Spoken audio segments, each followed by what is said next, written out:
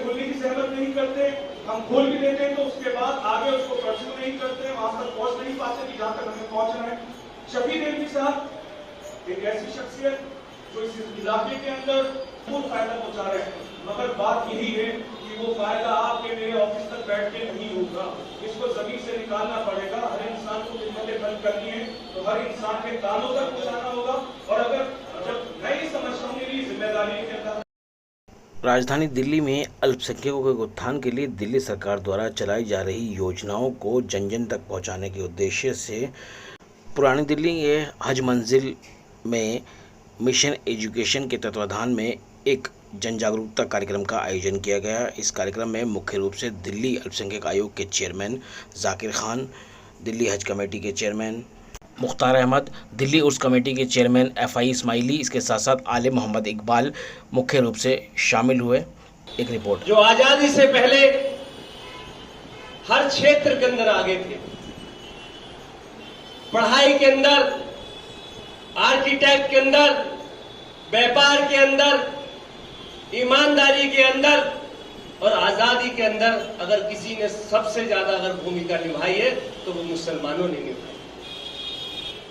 मगर जैसे ही देश आजाद हुआ, देश आजादी के बाद मुसलमानों का पिछड़ने का सिलसिला चलता गया, चलता गया, चलता गया, और आज हमारे पिछड़ेपन का ये यहां तक हाल हो गया कि अगर हमारी स्थिति अगर हिंदुस्तान के अंदर गिनी जाती है, वो दलितों से भी नीचे गिनी जाने लगी। सच्चर कमेटी की रिपोर्ट इस बात की तस्दीक करती है कि हिंदुस्तान के अंदर मुसलमानों के पिछड़ापन बहुत ज्यादा हो गया। यहाँ के बच्चे नौकरियों में नहीं है, यहाँ के लोगों को, मुसलमानों को लोन देने को कोई तैयार नहीं है, व्यापार के अंदर पिछड़ गए हैं, आपके बच्चे स्कूलों के अंदर पिछड़ते जा रहे हैं, तालीम के इदारे हमारे कम होते जा रहे हैं। इन्हीं सबको देखते हुए सरकार ने इस बात को देखते हुए कि मुसलमानों को या अक़लियतों को तरक्की कैसे मिले, इसलिए माइनॉरिटी कमीशन का गठन किया गया। इस मौके पर मिशन एजुकेशन टीम के सारे पदाधिकारियों ने मौजूदा अतिथियों का स्वागत किया। साथ साथ महिला समिति और इनकी प्रेसिडेंट दरखास्त करूंगा तो तशरीफ लाएं। जनाब इस्लामुद्दीन नदीम साहब से जो हमारे सेक्रेटरी हैं मिशन एजुकेशन के तशरीफ लाएं, और मुख्तार अहमद साहब का इस्तेमाल करना। मेरी दरखास्त है जनाब इमरान चौधरी साहब से तशरीफ लाएं, हाजी नवाजुद्दीन साहब से तो तशरीफ लाएं, और जनाब बुरहान करीम साहब से दरखास्त करो तशरीफ लाएं। बुरहान करीम साहब चले गए, खुद तशरीफ लाएं और जाकिर साहब का इस्तेमाल करें। समाज में रहकर अल्पसंख्यक समाज के लिए अहम किरदार निभाने वाले कुछ शख्सियत को इस मौके पर दिल्ली अल्पसंख्यक आयोग की तरफ से कुछ जिम्मेदारियां भी दी गईं।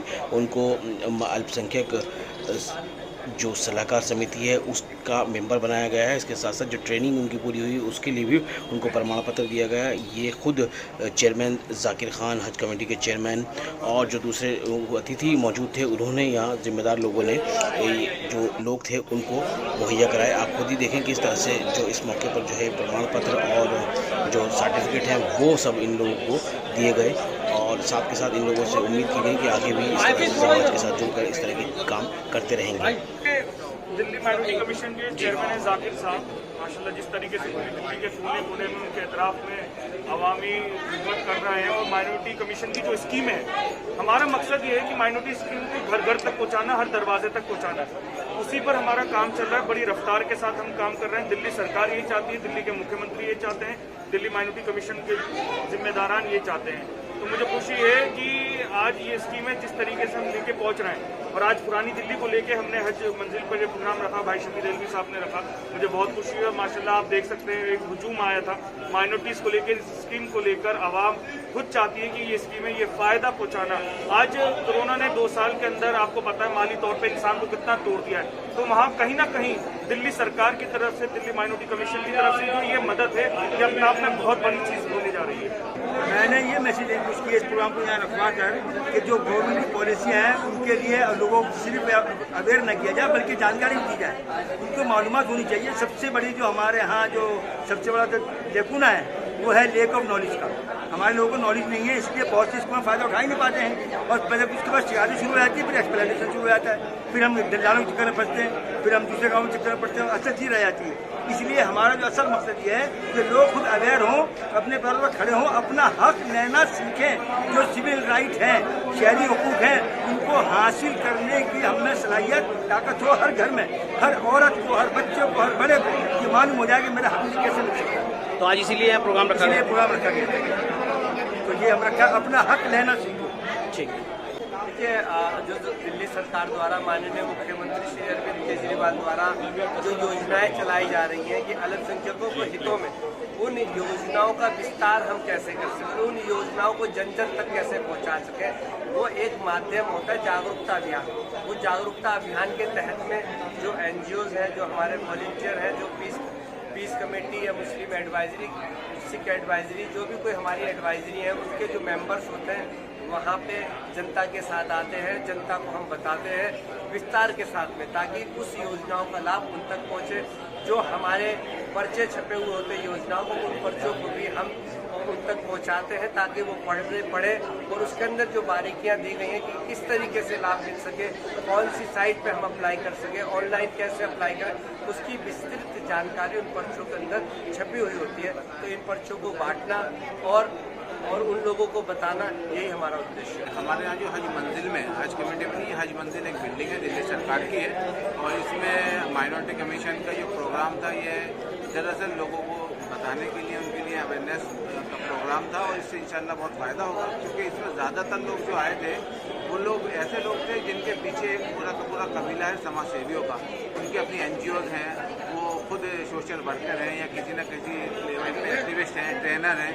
तो वो लोग इंशाल्लाह जिन्होंने इस प्रोग्राम को समझा, यहाँ से स्कीम्स को जाना, वो पब्लिक तक लेके जाएंगे, और इंशाल्लाह अल्लाह ने चाहा तो आप देखेंगे कि इसका असर बहुत जल्दी इलाके में देखने को मिलेगा। लोग माइनॉरिटी कमीशन की, दिल्ली सरकार की जो स्कीम्स हैं वो लेंगे, उसका फ़ायदा उठाएंगे, क्योंकि माइनॉरिटी कमीशन की अपनी कोई स्कीम नहीं होती। माइनॉरिटी कमीशन दिल्ली सरकार की स्कीम्स पर काम करता है। दिल्ली सरकार की स्कीम को दिलाने में मददगार होता है, ताउन करता है।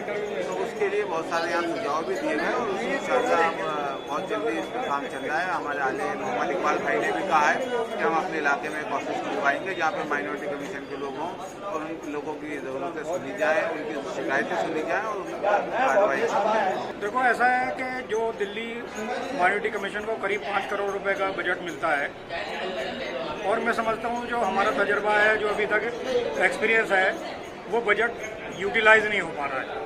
उसकी क्या वजह है, उसकी गहराई में जाने की जरूरत है। दूसरी चीज़ ये है कि निगम का चुनाव नज़दीक है जी, और दिल्ली में 211 की मर्दमशुमारी के मुताबिक दिल्ली का निगम का चुनाव होना है।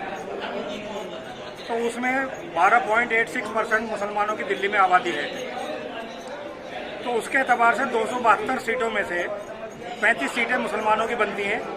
तो मैं समझता हूँ दिल्ली अक़लीती कमीशन को ये स्टेप लेना चाहिए, क्योंकि कानून में तो गुंजाइश नहीं है, उसमें सिर्फ कहा गया शेड्यूल कास्ट का रिजर्वेशन, लेकिन पार्टियों को आज़ादी है कि उनको उनका बिरादरियों का हक दिया जाए। तो 272 सीटों में से माइनॉरिटीज़ की 35 सीटें बनती हैं। तो मैं चाहूँगा, मैं लिखकर भी भेजूँगा कि माइनॉरिटी कमीशन 272 सीटों में से आबादी के तनासुब के हिसाब से 35 सीटों को अपनी सरकार से यकीनी बनाएं और दिल्ली विधानसभा से इसका बिल पास कराएं। तो इस जब तक पॉलिटिक्स में हमारे हेड्स नहीं जाएंगे, हमारी समस्याओं का समाधान नहीं होना है। ये तो कोई भी सरकार आएगी, दिल्ली माइनॉरिटी कमीशन का बजट है वो यूटिलाइज होना है, लेकिन यूटिलाइज नहीं हो पाया, ज़मीनी स्तर पर नहीं हुआ है। क्यों नहीं हुआ है, इसकी मतलब प्रॉपर इसकी भी जांच होनी चाहिए।